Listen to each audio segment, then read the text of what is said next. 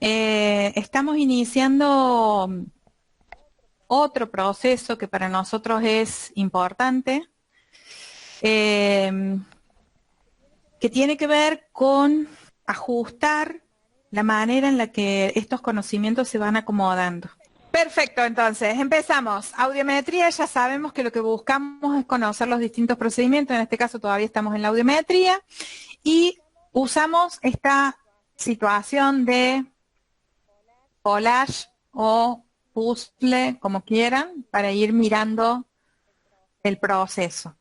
Desde el punto de vista del procedimiento, que es donde estuvimos trabajando la semana pasada, que vamos y venimos, en los tres ejes, el que más me preocupa que ustedes desarrollen es el del paciente, perdón, el del fonoaudiólogo. No porque vayan a ser fonoaudiólogos o licenciados en fonoaudiología que hagan estudios audiométricos, sino porque en realidad es el único que puede cometer los errores y corregirlos. Cuando el fonoaudiólogo que hace las audiometrías solo tiene miedo, tiene inseguridad y no puede detectar sus errores, difícilmente pueda gestionar estudios que le den amparo legal al paciente y a él, ¿sí? Porque como vemos, el procedimiento es muy, muy subjetivo. Para eso necesitamos controles actitudinales. Si yo voy a estar haciendo el estudio audiológico, puedo ir diciéndole al paciente, por ejemplo, le estoy pasando sonidos, vamos a suponer, para que no se note cuando le estoy pasando los sonidos, pero el barbijo hoy es una realidad.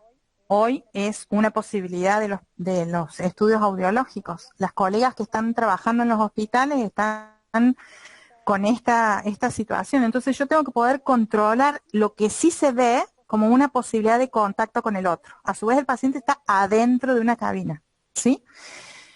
Entonces mi actividad facial tiene que ser ultra clara, ultra explícita para acompañar al paciente, ¿sí? Entonces si yo le estoy pasando sonidos, tengo que controlar que estoy afuera de la cabina y le tengo que indicar, por ejemplo, cuando le estoy pasando sonidos. También puedo hacer que le estoy pasando sonidos y en realidad no le estoy pasando, ¿sí? Yo le consulto al paciente y en realidad el paciente puede decirme no y yo me quedo tranquila porque no le estaba pasando y mis gestos no se ven. La capacidad de comunicarse con gestos y la regulación de la conducta mía y la del padre, que en general suele estar afuera de la cabina, mirando lo que yo hago, también tengo que poder controlar esa situación, ¿sí? Hay muchas veces que yo estoy trabajando con el paciente y el papá se va dando cuenta, porque el sonido es altísimo de estimulación, que el paciente no responde. Entonces vos lo tenés al papá acá diciéndote, pero ¿cómo no escuchan? ¿Pero cómo? Ay, ¿pero qué? Entonces no escucha nada. Ay, pero, ¿sí? Entonces yo tengo que poder controlar en esos casos las dos situaciones, ¿sí? Tengo que elegir la oportunidad en la que hago el estudio. Si ese paciente viene con fiebre el día del turno, mal dormido, no le voy a hacer el estudio. Miren, nosotros tenemos un tipo de paciente que se hace audiometría, que es niño, que es particular, que es un paciente, nosotros lo decimos habitualmente con AIA y TTT. AIA significa adenoides y amígdalas, como comprometidas por ORL, y TTT, que es candidato a un tubo transtimpánico como proceso de ventilación de solución de un problema otológico. Ese paciente es un paciente en general que es respirador bucal, o sea que fonoestomatológicamente trae una facie dólica, relajada, con ojeras, y que yo lo veo ya en la sala de espera, que mientras que espera está durmiendo, porque está hipoventilado, ¿sí?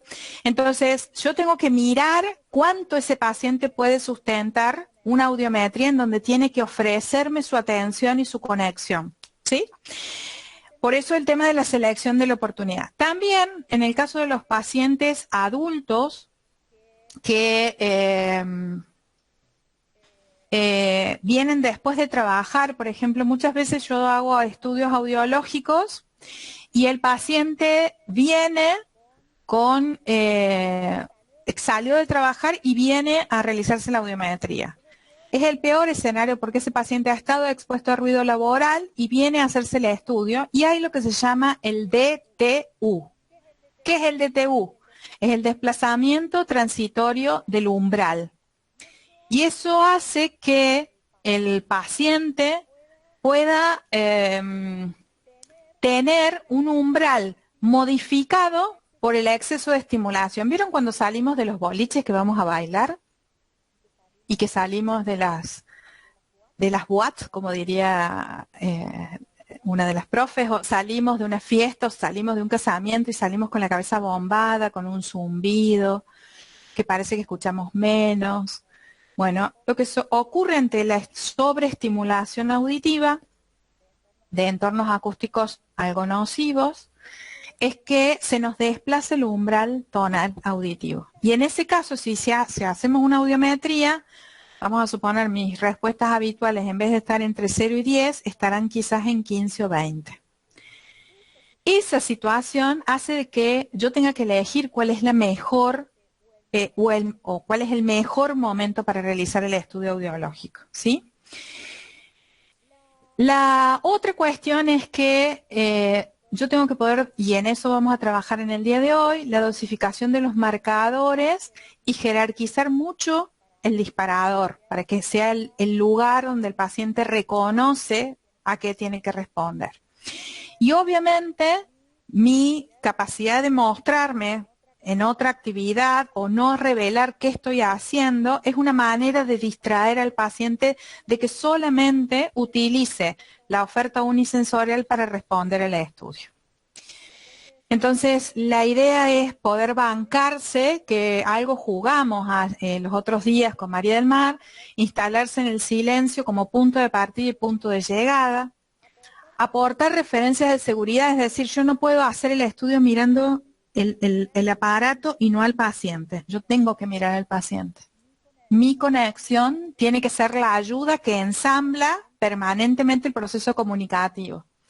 Dejar que el otro responda para ver cómo actúa en la respuesta y por otro lado también adaptarme a eso, ¿sí? Una de las cuestiones que vimos los otros días fue el algoritmo. Y en eso, cuando tomamos la decisión de ensordecer, es importante. Entonces, dentro de ese algoritmo, cuando yo ya tengo las dos vías aéreas, antes incluso de pensar un Weber, puedo aplicar el ensordecimiento, como en el caso que recién Estefanía planteaba, esa diferencia de ese escotoma unilateral del oído derecho del caso de Alfredo, nos lleva a pensar que ese paciente quizás habría que haberle ensordecido la vía aérea para saber si estaba en ese lugar, ¿sí? Y después, ¿cuándo hacer el ensordecimiento de la vía ósea? El caso de Alfredo nos lo mostró, es que después que terminamos todo el algoritmo, tomamos las dos vías óseas, recién ahí actuamos con el ensordecimiento. Entonces, a veces tengo resultados parciales, como este, ¿sí? En donde tengo una gran disparidad de las vías aéreas que finalmente terminan siendo este resultado final, ¿sí? Porque han sido recogidas la información con esta posibilidad de intervenirla con ensordecimiento, ¿sí? Y me da como consecuencia a la lectura una normoacusia o respuestas audiométricas compatibles con respuestas audiométricas normales o dentro de límites normales y hipoacusia neurosensorial en oído izquierdo.